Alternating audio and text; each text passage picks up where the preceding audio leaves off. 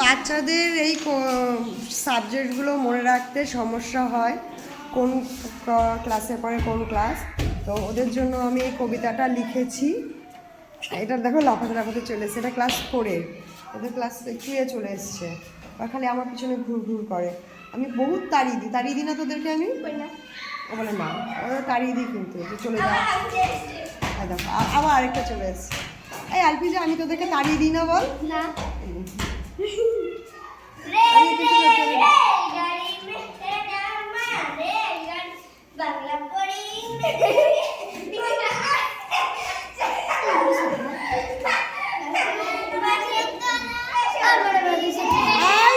তোরা সরে পড়, ওরা দেখছে। কেমন কবিতাটা?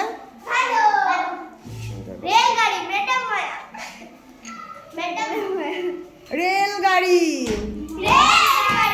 ম্যাডাম মায়া, রেলগাড়ি ম্যাডাম মায়া, রেলগাড়ি। বাংলা পড়ি, ইংলিশ জানি, অঙ্ক করি, স্বাস্থ্য মানি, এসো চড়ি রেলগাড়ি ম্যাডাম মায়ার রেলগাড়ি। এটা আরো একটা আছে, দুটো কবিতা।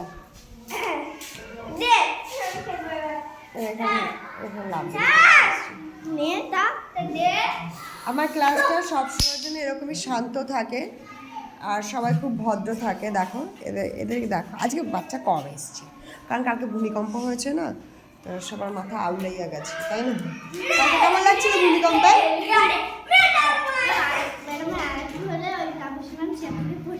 যেত না, বুঝতে পারিনি, বসেছিল না, বলছে ভূমিকম্প হচ্ছে, তখনই বেঞ্চগুলো নড়ে গেছে। কেমন লাগছিল তখন তোদের বল? আর ওপর চোখ পুরো কালো গেছে ভয়ে এরকম হয়ে গেছিল। আর সপ্তমী, কালকে ভূমিকম্পতে কেমন লাগছিল? সপ্তমী, কালকে যখন ভূমিকম্প হচ্ছিল কেমন লাগছিল?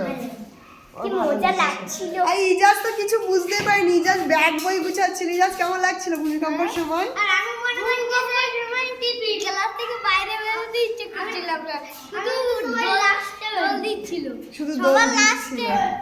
আমি এসে দেখছি ইজাজ ব্যাগ গুছাচ্ছে, ওকে ব্যাগ গুছিয়ে নিয়ে যাচ্ছে, তুই আগে বাইরে চল। পৃথিবীর কালকে এসছিলে? তামিলনাড়ু, তোর কেমন লাগছিল ভূমিকম্প? ভূমিকম্পে আমার বোতল পড়ে ভেঙে গিয়েছে। ভূমিকম্পের বোতল পড়ে ভেঙে গেছে। তো প্রথমবার ভূমিকম্প টের পেলে, তাই তো? এবার যখন বড় হবে তখন ভূগোলে গিয়ে পড়বে যে ভূমিকম্প কেন হয়, কিভাবে হয়। ভূমিকম্প দেখে নিলে তো, বুঝে নিলে তো, ভূমি কেঁপে ওঠে। ভূমি মানে মাটি, কম্প মানে কেঁপে ওঠা। ভূমিকম্প মানে মাটি কেঁপে উঠেছিল, সাথে তুমিও, তাই তো? তুই এসেছিলিস কালকে? তুই এসেছিলি? ওরা আসেনি না, কালকে ওরা আসেনি। আর তোর কেমন লাগছিল ভূমিকম্প? ওর ভয় লেগেছিল কিন্তু ওর ভালো লেগেছে, ওর মজা লেগেছে, দোল। ও দ্যাটস মিন ও খুব সাহসী, ওর কখনো কোনো কিছুতেই ভয় লাগবে না। আর ইজাজ তো তুখর সাহসী, ওর নিজের জিনিসপত্র গুছাচ্ছিল। তোমরা কি চাও? কালকে ভূমিকম্প কেমন লাগছিল? সব বাচ্চা এরকম এখানে এসে সব দাঁড়িয়ে থাকে। তোমার হ্যান্ড ওয়াশ লাগবে? পটি করেছো? পটি? আচ্ছা, ওরা পটি করে এসছে, ওদেরকে হ্যান্ড ওয়াশ দিতে হবে। ভূমিকম্প কেমন লেগেছিল বলো, তারপরে দেবো। ইমা, পটি করে এসে গায়ে পায়ে হাত দিতে হয় না, দূরে রাখো হাত। আগে ওদের হ্যান্ড ওয়াশ দিয়ে আসি, পটি করে সারা গায়ে লাগিয়ে নিচ্ছে।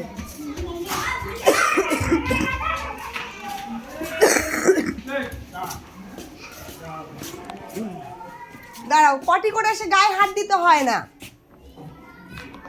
তাহলে পটি তো তোমার গায়ে হাত পায়ে লেগে যাচ্ছে।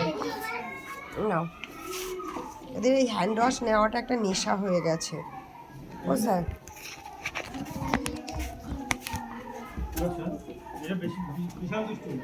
হ্যান্ড ওয়াশ প্রত্যেক দিন ওদের পছন্দ হয়। ঈশানী, একটু নিবি হ্যান্ড ওয়াশ?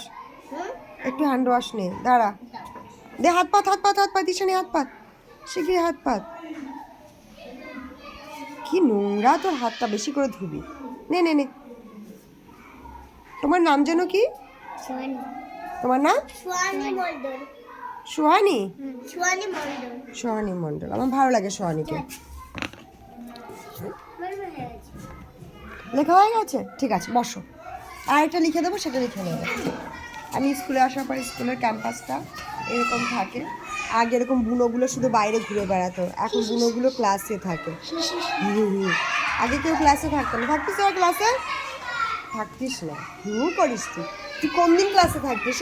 তুই তো কোনোদিনই ক্লাসে থাকতিস না। মামার বাড়ি চলে যাবি? কবে? রং খেলতে? এ বাবা, এবার রং খেলা হবে না, জানিস তুই? যাও। এবার হচ্ছে ভূতের জন্মদিন পড়েছে ওই দিনকে, ভূত কেক কাটবে, তোরা রং খেলিস না জানো? গুড মর্নিং ম্যাডাম মায়া, গুড মর্নিং ম্যাডাম মায়া, গুড মর্নিং। সারাদিন গুড মর্নিং, সব চলে এসছে গুড মর্নিং ম্যাডাম মায়া করতে। যাও জল খেয়ে আসো, বসো জায়গায় বসো। আগে যখন আমি স্কুলে প্রথমে জয়েন করেছিলাম, অধিকাংশ বাচ্চা মাঠে থাকতো, আর কিছু বাচ্চা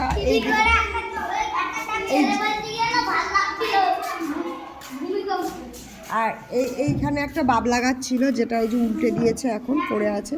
তো এই বাবলা গাছের তলায় অধিকাংশ বাচ্চারা বসে থাকতো। ওই দেখো একটা পানকৌড়ি বসে আছে।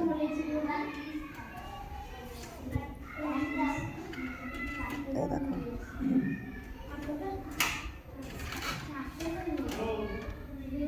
পানকৌড়িটা দেখা যাচ্ছে না।